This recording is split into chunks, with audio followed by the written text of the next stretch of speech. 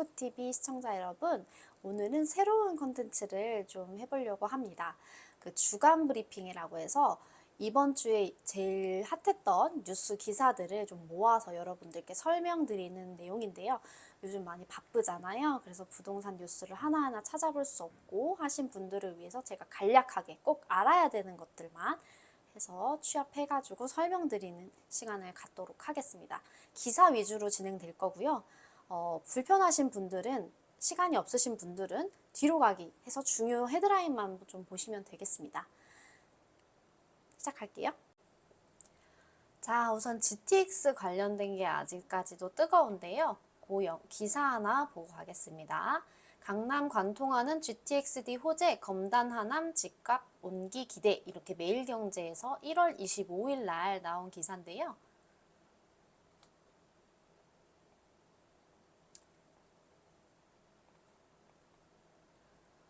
지금 GTX가 어쨌든 D 노선, 그 다음에 E 노선, F 노선 이렇게 신설해서 전국에 GTX 시대를 열겠다, 이런 식으로 기사를 작성이 돼 있습니다.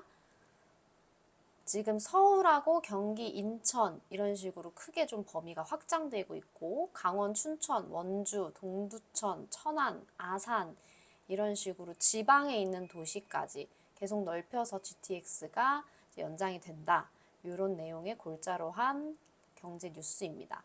지금 제일 크게 수혜를 볼 지역이 GTX D 노선이라고 여기 기사에는 나와 있고요. 우리 인천이랑 그다음에 김포 장기와 인천국제공항 이렇게 각각 출발해서 가상, 강남, 삼성, 잠실 주요 업무 지구를 지나서 하남, 교산, 강원, 원주까지 각각 이어지는 노선이죠. 알고 계시겠지만,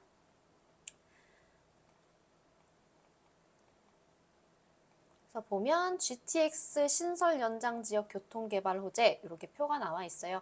경기 편택, 인천 검단, 그리고 하남 교산, 부천 대장, 충남 천안, 강원 춘천 이렇게 돼 있는데, 다들 아시다시피 GTX가 지금 굉장히 핫한 이슈로 떠오르고 있고, 그다음에 특히나 인천 검단이랑 김포는 서울 지하철 5호선 연장까지 이제 이어지면서 교통망 개선이 더 발달될 것 같습니다.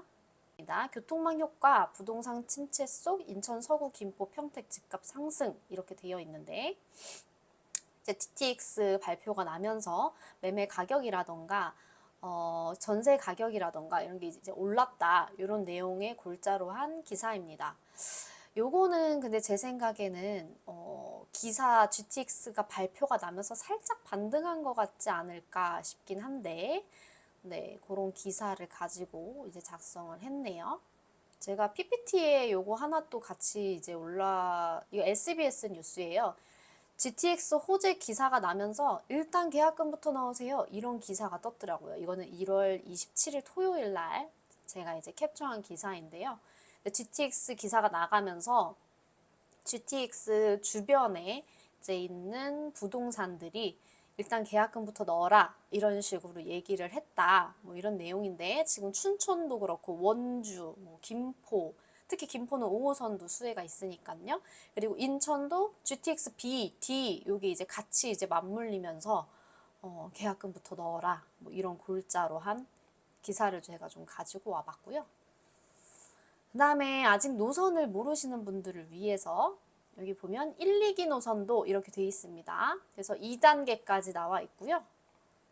여기 보면 B노선이 지금 인천대 입구, 인천시청, 그 다음에 영종, 인천공항, 저희 이제 인천 쪽, 그 다음에 장기, 계양, 대장 이런 식으로 이제 뻗어나가는 걸 볼 수가 있습니다. 여기 중앙일보에서 제가 가지고 온 건데요. 이거 1월 27일일 것 같아요. 이거 국토교통부 노선도고요. 지금 기존의 GTX BC 노선 개통 예상 시점이 2030년, 2028년이에요. 이게 B 노선이죠. 파랑색. 그리고 C 노선이 초록색이죠. 여기 아산 천안으로 가는 거.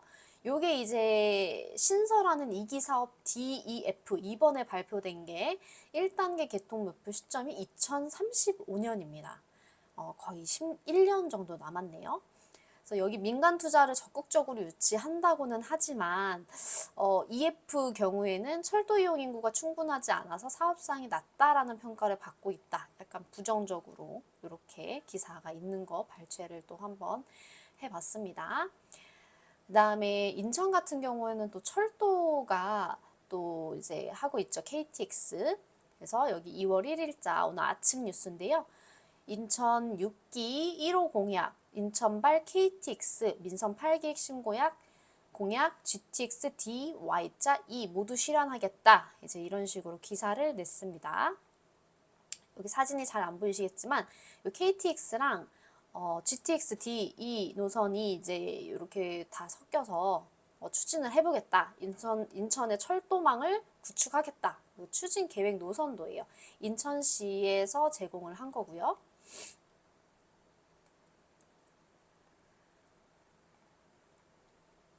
2016년부터 추진이 됐네요. KTX 2025년 내년에 바로 개통을 앞두고 있습니다. 그래서 GTX D, 그다음에 GTX E와 같이 호재가 되겠습니다. 뭐 이런 내용이고요.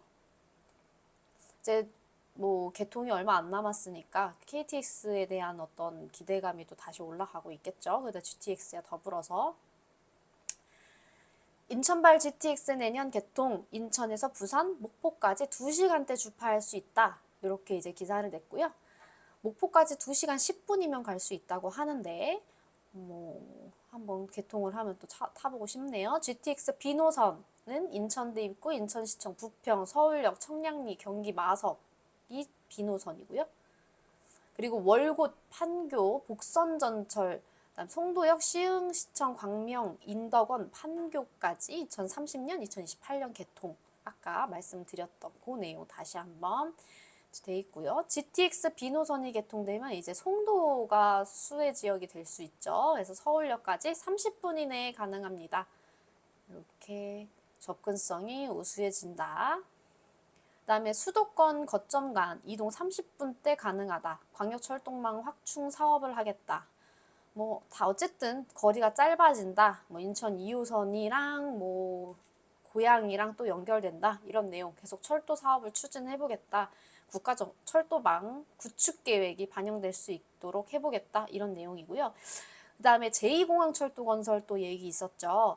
그래서 제1공항철도가 위쪽으로 이제 다니는데 제2공항철도까지 이제 추진을 해보겠다라는 내용이어서 이거는 인천역으로 이제 연결이 돼서 인천공항으로 들어가는 내용입니다. 그 다음 뉴스입니다. 이번에 뉴스는 노후정비특별법이에요. 이것도 이번 주에 저번 주에 계속 핫했죠. 이거는 1월 31일 날 제가 가지고 온 뉴스고요. 뉴스 기사고요. 여기 보면 노후계획도시특별법 적용 대상지 이렇게 돼 있는데 원래는 51개였는데 지금 108곳으로 확대가 됐습니다. 그래서 여기 경기권, 인천권, 서울권, 전라, 그다음 강원, 충청, 경상, 제주 이렇게 돼 있는데 우리는 이제 인천에 만수, 부평, 구월, 연수, 계산 이렇게 포함이 돼서 총 5곳이고요. 만수는 만수동 전체가 아니고 만수 일대, 부평도 부평 전체 아니고 부평 일대 이렇게 돼 있는 걸 보면 이제 중간중간 노후도가 있는 데를 이제 개발을 하겠다 이런 내용인데 특별법에 해당되는 게 제일 많은 것이 경기네요. 역시 수원, 그다음 용인, 하남, 오산, 구리, 용인, 수원, 평택, 고양, 부천, 광명, 안산, 안양 이렇게까지. 그래서 노후계획 도시특별법을 적용을 하겠다. 108곳으로 확대해서 이런 내용의 기사입니다. 특별법은 오늘 제정안을 이제 입법 예고합니다. 오늘부터 12일까지. 그래서 여기 노후계획의 도시의 정의, 안전진단 면제 및 완화 기준 이런 게 이제 담겨 있는데요. 오늘 마침 그게 나왔으니까 이따가 다른 기사에서 어떤 게 적용이 되는지 그런 걸 다시 알려드리겠습니다. 건축규제 완화 범위. 현행에는 이제 건축물 종류, 건폐율, 용적률, 건축물 높이, 공원 녹지 확보 기준이 이렇게 돼 있는데 개선을 하면 용도지역별로 건축물의 종류를 제한하겠다. 용도지역별이면 엄청난 거거든요. 지금 주거, 상업, 공업이니까. 그 다음에 건폐율 조례에 불구하고 상한 70%만 하겠다. 자, 용적률이 대박이죠, 지금. 상한의 150%까지 완화하겠다. 그 다음에 건축물 높이도 0.25, 그 다음에 0.5 이런 식으로 적용을 하겠다. 그 다음에 공원 녹지는 완전 적용을 배제했네요. 건축 규제를 완전 완화하는 게, 네. 그리고 제일 또 이제 말이 많은 게 공공기여를 했을 때 안전진단 면제를 해주겠다. 또 이런 얘기가 있어요. 완화를 계속 해주겠다라는 내용인데요.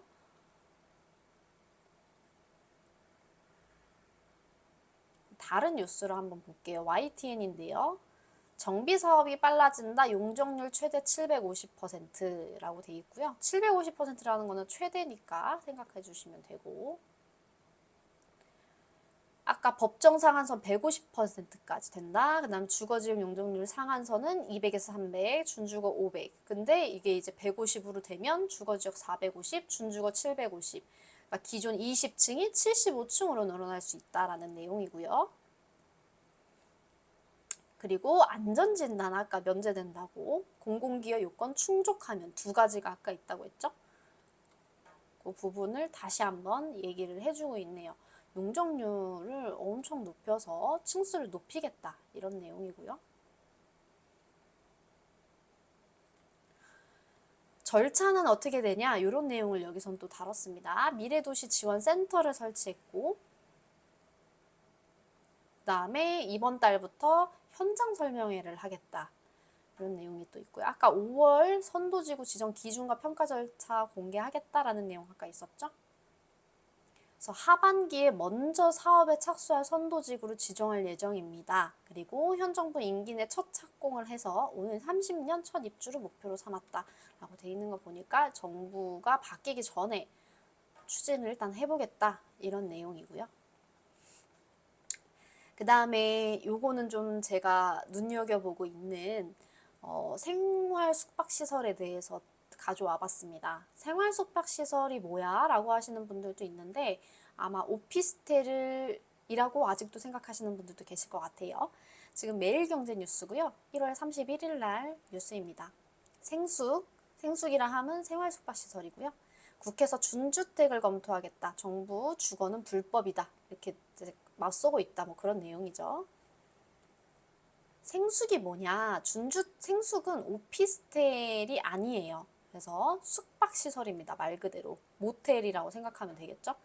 그래서 준주택으로 인정해야 된다는 국회 보고서가 관심이 쏠린다. 여기 막 밑에 바로 나와 있네요. 제가 얘기한 생숙을 숙박시설로 못 받고 이행강제금 부과를 1년 유예한 상황이다. 이게 무슨 말이냐면 원래 작년에 이행강제금 부과를 했었습니다.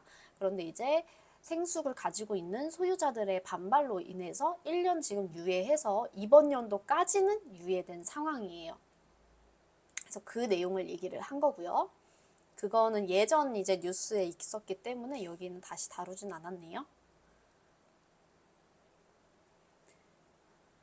국회에서는 지금 생숙을 준주거로 하자라는 내용을 골자로 하고 있는데 주무부처인 국토교통부는 생숙은 숙박용이기 때문에 주거용으로는 인정할 수 없다. 그래서 시가 표준액의 10%를 이행강제금으로 부과한다는 계획이다 라고 되어 있습니다. 만약에 요거를 주거용으로 사용하려면 오피스텔로 용도 전환해야 됩니다. 그러면 생숙이 준주택으로 인정되지 않으면 어떻게 되냐? 그랬더니 숙박업으로 신고하지 않아도 되고 이행강제금 역시 부과되지 않는다. 수분양자가 임차인을 들일 수도 있다. 그리고 인정이 되면입니다. 제가 인정이 되면. 그래서 요거에 대해서 이제 말이 많은데 다른 뉴스로 한번 볼게요. 이제 부산일보인데요. 우리 집에서 계속 살고 싶어 준주거 인정해달라 호소 이렇게 나와 있습니다. 오늘자 뉴스네요. 준주거로 인정해달라. 이게 생활숙박시설에 살고 있는 주민들이 얘기를 하는 건가 봐요. 그래서 청원을 5만 명을 받아서 국토위원회에 접수를 했다고 합니다. 청원을 하면 5만 명이 이상이 돼야 되니까. 그래서 준주거로 할 수 있는지 없는지에 대해서 굉장히 많은 얘기가 있는데요. 용도 변경을 하게 되면 발코니 설치를 못하게 되고요.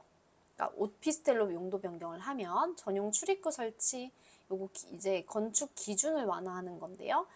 근데 사실은 제일 못하는 이유 중에 하나가 주차장 때문이에요. 주차장 기준 변경이 다르거든요. 그래서 오피스텔은 0.5대 정도는 돼야 되는데 생숙 같은 경우에는 거의 뭐 0.3, 뭐 0.4 이렇게 되는 데도 있기 때문에 아예 주차장을 신설을 해야 됩니다. 그게 좀 제일 어렵고요. 그다음에 복도 폭 기준이 정말 많이 다른데 복도를 어떻게 다시 넓히는지 그거에 대해서는 내용이 없죠.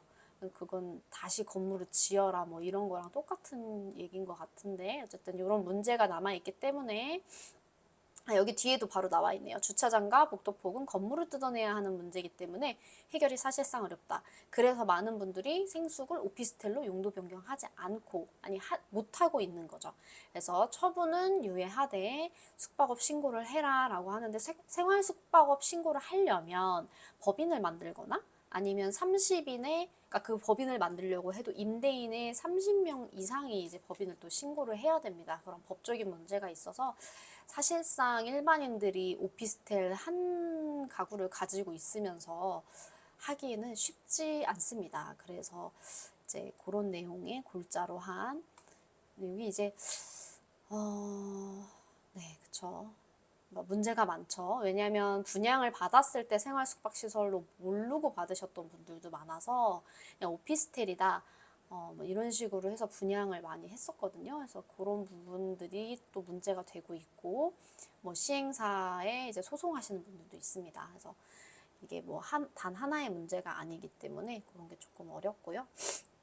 그 다음엔 제가 재밌는 좀 인천과 관련된 건 아닌데 한강 리버버스라는 게 10월에 뜬다 이런 식으로 기사가 어제 제가 봤거든요. 그래서 이거 가지고 와봤어요. 지금 저 수상택시를 기억하실지 모르겠는데 그 수상택시의 후발주자라고 생각하시면 되겠습니다. 수상택시는 망했지만 그래서 올해 10월부터 서울시 수상교통수산 리버버스가 한강에 뜬다 이렇게 돼 있어요. 그래서 평균 40분 넘게 걸리던 잠실, 여의도 여기 30분 컷이면 10분 단축인데 네 하여튼 그렇습니다. 그래서 요거를 줄여준다. 그래서 오세훈 서울시장이 이제 운영계획 기자 설명회에 참석해서 새로운 대중교통이 마곡 잠실 사이에 총 7개 선착장, 출퇴근 시간 15분 간격으로 평일 1회 68회 상하행 편도로 운영합니다. 요금은 3,000원이다 라고 되어 있는데요. 편도가 3,000원이고요. 요즘 기후동행 카드라고 있죠. 그래서 그거는 무제한 탑승이 가능하다. 그래서 지금 마곡, 여의도, 잠실 일단은 세 곳만 정차하는 급행 노선을 또 운영을 하겠다. 뭐 이런 내용도 있고요. 급행이면 좀 더 빠르겠죠?